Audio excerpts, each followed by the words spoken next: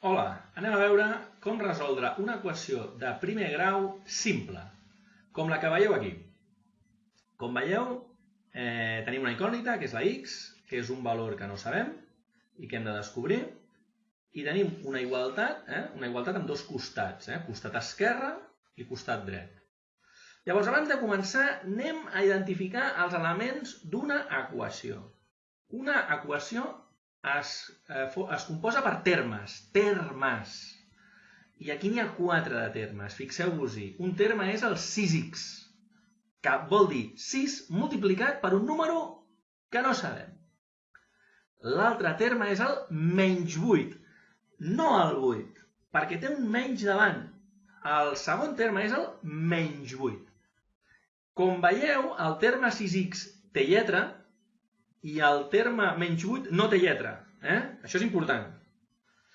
Un altre terme és 4x, que té lletra, i un altre terme és 10 positiu, més 10.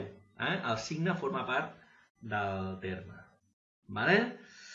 Llavors, ara que sabem que l'equació té dos costats i termes, anem a veure les regles del joc. Les regles del joc són que els termes amb lletra, o sigui amb x en aquest cas, han d'anar a una banda. Jo els col·locaré a l'esquerra. I els termes que no tinguin lletra els col·locaré a l'altra banda. Però hi ha una cosa molt important que hem de tenir en compte. Que quan jo canviï de banda un terme, he de canviar-li el signe. Regla importantíssima. Si canvio de banda un terme, he de canviar-li el signe. I si no el canvio de banda, deixo el signe com el tingui. Per tant, anem a veure, primer decidir. Mira, jo decideixo que a l'esquerra ficaré els que tinguin x i a la dreta els que no tinguin x. Anem a mirar quins estan ben col·locats. Aquest, el 6x, està a l'esquerra de l'igual. Està ben col·locat, és on vull que estigui. Perfecte. Menys 8. No té lletra, no ha d'estar aquí. L'he de canviar. Tu no vas aquí, xaval. Canvia. Tu vas a la dreta. Però, atenció, l'he canviat de banda. Per tant, he de canviar-li el signe. Almenys el trec i li poso un més que tinc aquí. Ja està, l'he canviat. Amb la regla que al canviar de banda també ha de canviar el signe. Aquest també està mal col·locat, perquè està a la dreta. A la dreta hem dit que posaríem els que no tenen x. Està mal col·locat, però quin signe té? No veig cap signe, no veig res. Quin signe té? Té més o té menys? Fàcil. Si no veig res, assumiré que hi ha un més. Si no veig signe, assumeixo que hi ha un més. Per tant, té un més, que al canviar-lo de banda, canviem de banda, aquest més es convertirà en menys i li he de posar el menys. Li he de posar, aquí està, ara està bé, He canviat de banda els que estaven mal col·locats i els que canvio de banda canvia el signe. Molt bé, primera fase superada. I ara anem a veure què més s'ha de fer a continuació. Doncs fer les operacions, ja està. A la banda esquerra tinc 6 lletres x. I menys vol dir que em perdo.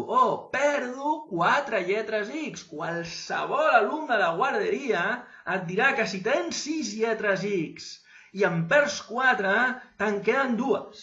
I això pots anar a la guarderia que vulguis. Ensenyes 6 caramels, en treus 4 i et compten 2 els nens. Tots els nens de la guarderia saben comptar això.